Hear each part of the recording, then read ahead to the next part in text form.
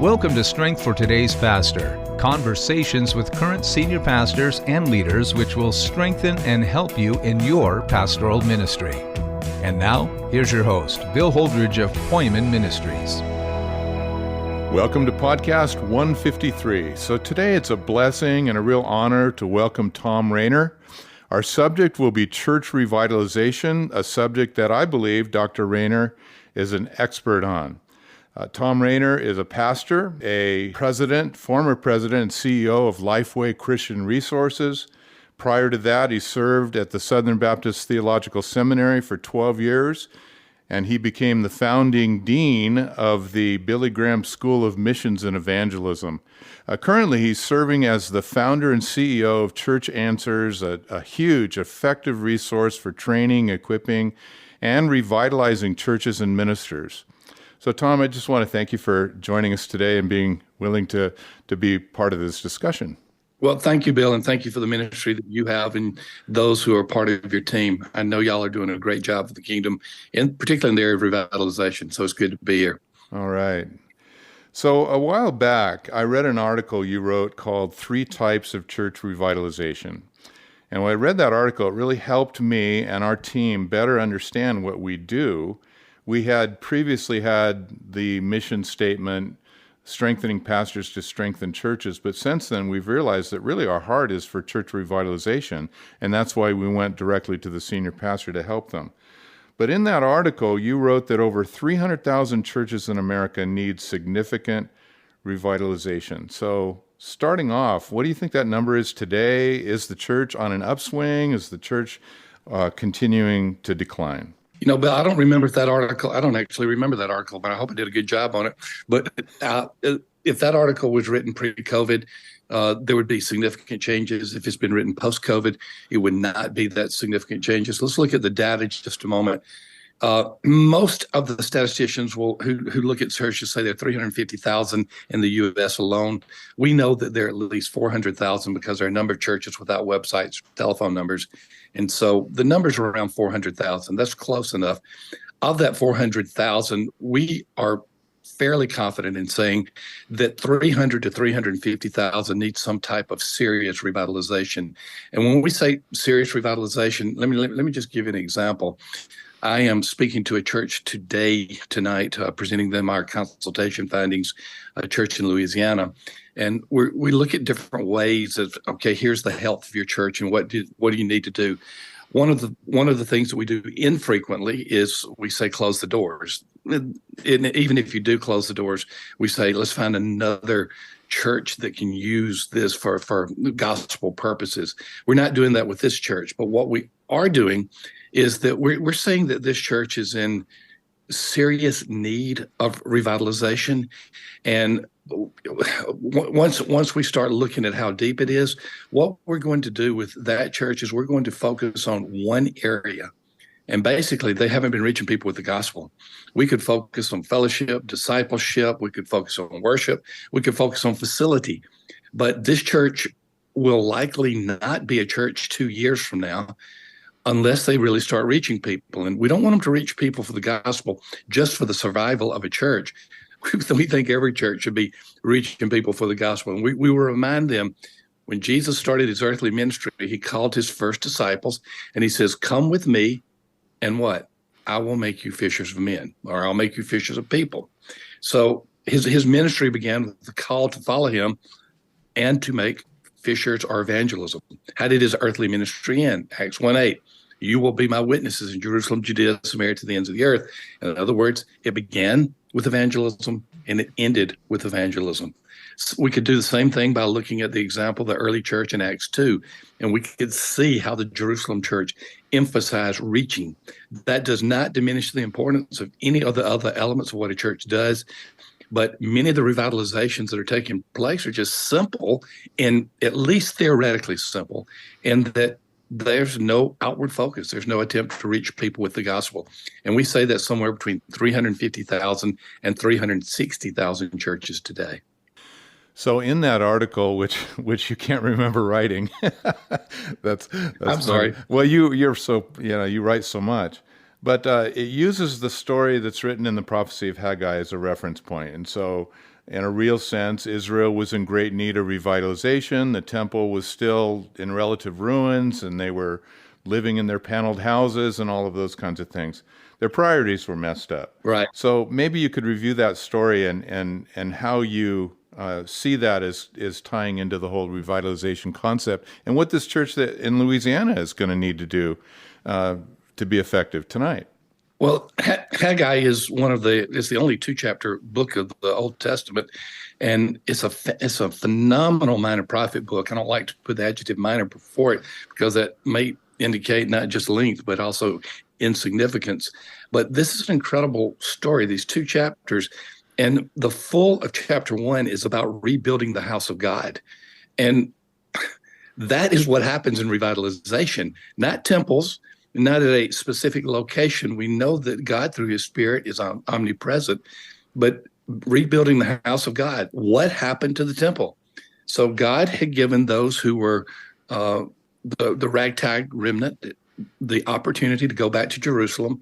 He used a pagan king of Persia to allow it to take place, but they go back into Jerusalem, and of course the walls are down, the place is in ruins, and the house of God no longer exist. So they start building the foundation. God said, rebuild my house. They start building the foundation. A decade lapses, and they have done nothing beyond that. They've gone an entire 10 years without doing anything to rebuild the house of God. What does he tell them in Haggai 1:8? Therefore go. It's just like Acts 1:8. Haggai 1:8 says go. This time go up into the mountains, get the lumber, get the timber, and rebuild my house. So the command to rebuild the house of God in Haggai 1:8 is very similar to the Acts 1:8 command for us, that we are to go.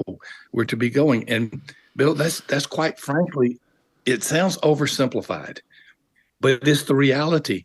Many churches are not thriving and growing because they are not trying to grow. They're not trying to reach people with the gospel, not numbers for numbers' sake, but people for the gospel's sake.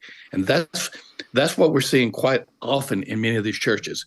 And so the church tonight, I'll be telling them, there's so many things that we can look at, but I want to work with you for the next 6, maybe 12 months, focusing upon reaching those where God has placed you in this community in an Esther-like fashion for such a time as this. So that's a long answer to a short question, but you got me into Haggai 1. I ended up doing a little bit more than I should have. No. That's perfect, because what you're talking about is the Great Commission. I mean, that is the vision of the church, as I understand it, is the Great Commission. And if we fail at that, then, that's the bottom line.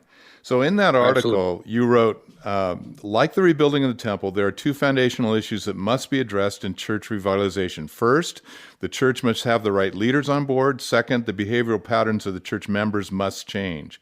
No infusion of methodologies or innovations can take place until these 2 issues are addressed. Such is the reason most revitalizations fail and only a few succeed. Let's look at 3 approaches, and then you go into 3 approaches. But so those 2 things really struck me. They were key points that was obvious in the text, but I hadn't thought of it in terms of church revitalization. Maybe you could comment. Well, in Haggai 1:1, the first thing that we see is God addressing 3 leaders. He's addressing a political leader, a priestly leader, and a prophetic leader. Those 3 leaders are not there coincidentally. God is saying, if we're going to rebuild our house, my house, if we're going to rebuild my house, we must begin with those who will be leading the people. And so the first thing God does in Haggai 1:1 is he says, address this too. And then he gives the 3 and the 3 offices, which means it's comprehensive leadership, prophetic, priestly, political leaders. And then he goes to the people and he says, these people say, it is not time to build my house. You have to take that in a credulous tone. God is saying, are they really saying that? rhetorical question. Are they? Do they really mean that they don't think it's a good time to build the house of God? Now is the time to rebuild the house of God. Why weren't they rebuilding the house? Because they were dwelling in their own panel houses, which means they were comfortable. They were taking that which should have been used for God's house, used it for comfort in their house. And quite frankly, in many of our churches are not driven by a purpose of a great commission. They're driven by a preference of church members.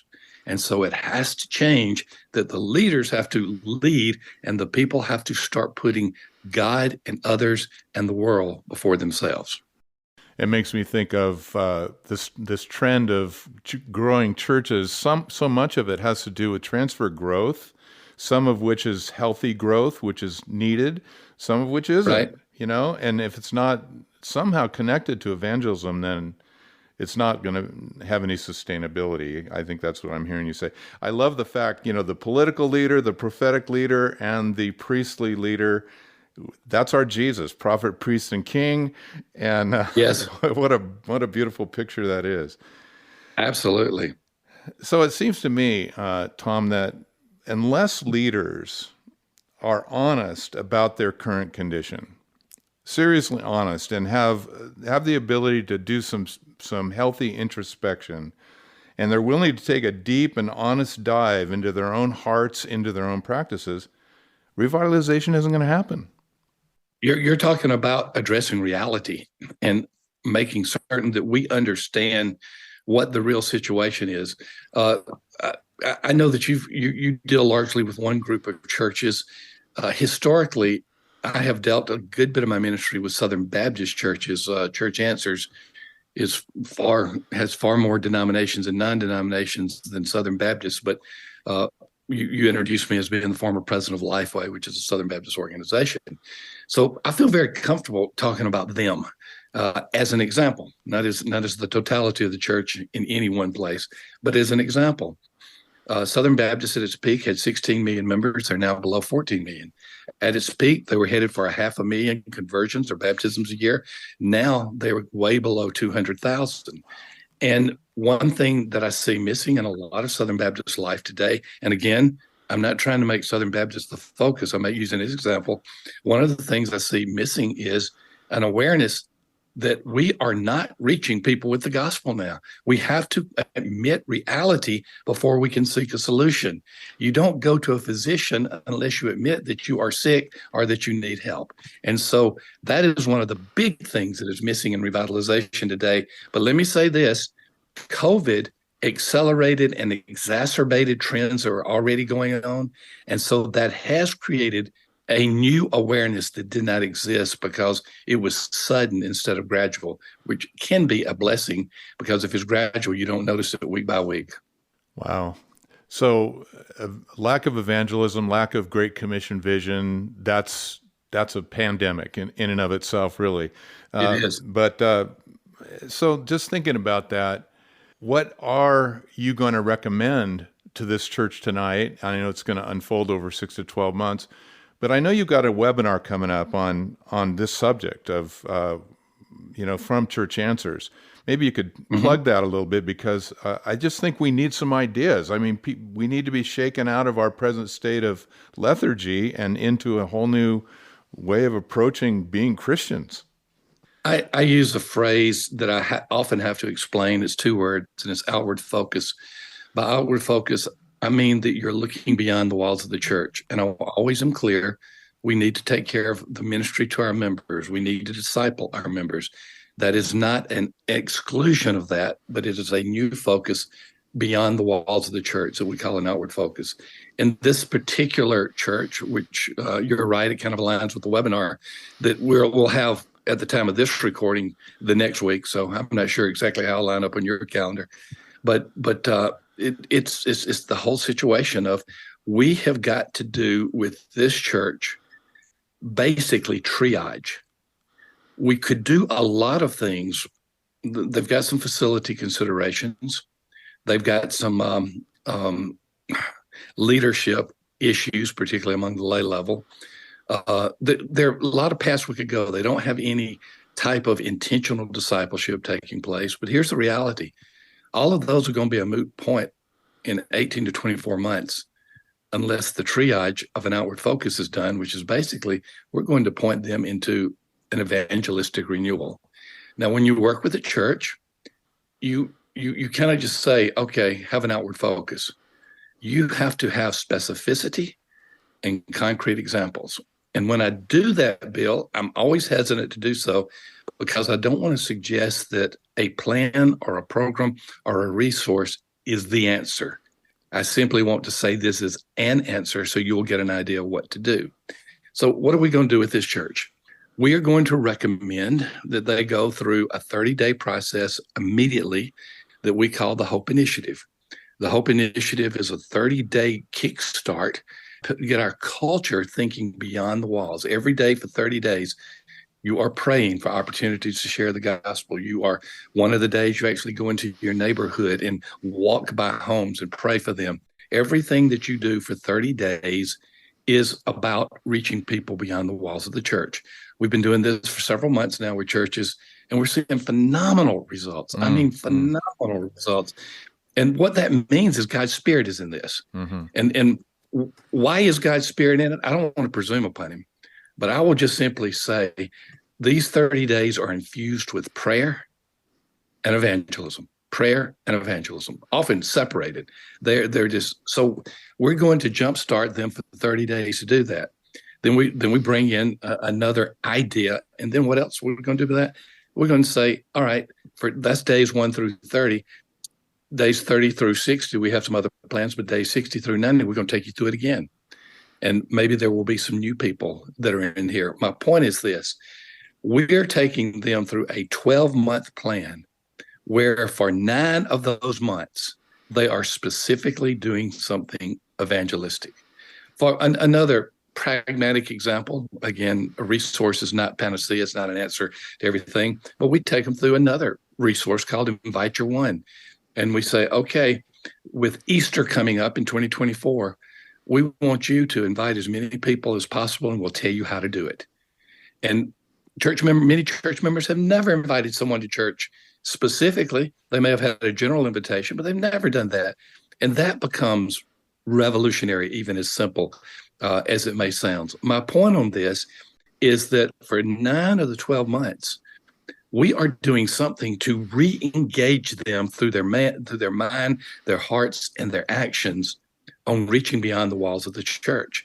That, to me, has been much more effective than saying, here's our checklist of things to do to make your building nicer or whatever. We will get into that, by the way, but only in the context of the Great Commission where we talk about it. So, and just to give you one more example, for their facility, this particular church has 1 guest parking spot. That means they're not expecting anyone. Wow. 1 guest parking. So, we say, look, guest parking is not going to make your church healthy. But what you've made a statement that you don't expect people to come when you only have 1 guest parking. So it's all about this triage of moving the church to an outward focus. So the 30 days, it basically awakens them to the need in their community and maybe gives them ideas on what they can do. And I love the fact that you're not trying to get specific with them. You're engaging them. They have to be part of the process of deciding how they're going to reach their community, but you're providing the impetus. You're pushing them because they want to be pushed in that direction. And exactly. It just seems like that's what's going on. I mean, Jesus told the disciples, lift up your eyes, look on the fields, they're white unto harvest, there at Samaria. And they saw something they hadn't seen before, that there was a harvest of Samaritans coming in their direction. So let's go for it. Let's do it. And remember, Jesus said in more than one gospel, I'm thinking specifically Matthew, that he didn't say that we got to pray that there will be some people that we can reach. He said the fields are white in the harvest, therefore pray for laborers to go into the fields. Yeah. The field is there. We have this idea that in this post-Christian culture that we can't reach anybody. That's quite the contrary. Yeah. God's Spirit is still working mightily like he did in first century Greco-Roman culture. He is doing so even in our culture today. The opportunities are abundant. We just have to be obedient. Amen. Totally agree. So, There's so much that could be said about this, Tom. What kind of, you've got so many resources. If somebody wanted to plug into your resources, and maybe this doesn't get published until after the webinar, but where would you point them to get started with getting some of this kind of impetus going in their church? I am excited about our resource called the Hope Initiative. And you can go to churchanswers.com and you'll see it there, or you can go hopeinitiative.com. We did not create the Hope Initiative. We found out from churches what they were doing to turn their culture around, and we then got the best of it and are sharing it with other churches right now. So we take no credit for it. We found out what God was doing, and we were trying to get that message out. There are a lot of resources at churchanswers.com. I don't want to plug the company and all our resources too much, but right now we currently have 377 churches as of today that have told us that they have engaged the Hope Initiative, and it is positively changing their church. Oh. There are a lot of others, but 377 right now where it's just positively changing their church. That's exciting. That's really good. Well, we're kind of moving into running out of time here, so I want to give you a chance, Tom, to do what we call the 2-minute drill, and that's just you're speaking to the hearts of pastors and significant leaders in churches right now, and you're going to just share with them what's important about church revitalization, whatever's on your heart. So go for it. I would say to these pastors and other church leaders that do not look to the left or the right, only look up for the answers that you need. Let it begin in your heart. In other words, you'll have church members who will frustrate you. You'll have peers who will frustrate you. Look to your heart. Be an example. Remember Haggai 1:1. God began with the leaders, and God wants to begin with you. Secondly, not only let it begin with you, but have great hope. The God of all hope, the God of all possibilities is not done with you. He is not done with your church. We are seeing it happen even in the direst of circumstances. Have hope. And then the third thing I would say is just be obedient. I don't want to Nike it and say just do it, but just be obedient. And find out what God does when He rewards that when He rewards His obedience to His commands.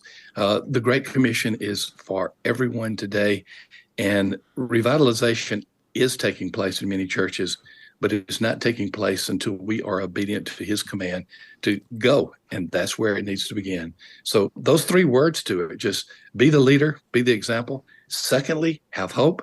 Third, do it yourself. Yeah, I've seen kind of what you're talking about happen with some of the churches. Not that we have worked with them and they've come to this conclusion. It's not because we've worked with them. They just came up with it by the Spirit. But working in very leftist leaning communities, for example, that are extremely postmodern in their worldview, and then working in other situations that are rural where there's a bunch of farmers and all these things. But the key component is the leader decided something's got to change, and they became part of this Hope Initiative without using, the Hope Initiative. What a great phrase, though. Yeah, it is. Yeah, it is. So is a book forthcoming on the Hope Initiative? It sounds like... Oh, the book is out. It's the tool. It is the primary. We have an instruction resource, and then the book is the primary tool for the participants. It's called Pray and Go. Pray and Go. Okay, good. I didn't have that in my list for the show notes, so I'll include that. I appreciate it. Thanks so much, Tom, for joining us. I really appreciate it and love what you're doing, and keep it up. I mean, we're probably around the same age, and I know you have a passion to finish well, and so do I, but you're finishing well on a grand scale, and I appreciate it. I really do. Thanks, Bill. My joy to be with you. Okay. God bless you. Well, like we said, there is going to be included in the show notes a lot of resources that are connected to Thom Rainer, his podcasts. He's a prolific podcaster as well as author, 40 plus books and counting. And then, of course, there's churchanswers.com. And the Hope Initiative, I love it. Pray and Go, the name of the new book.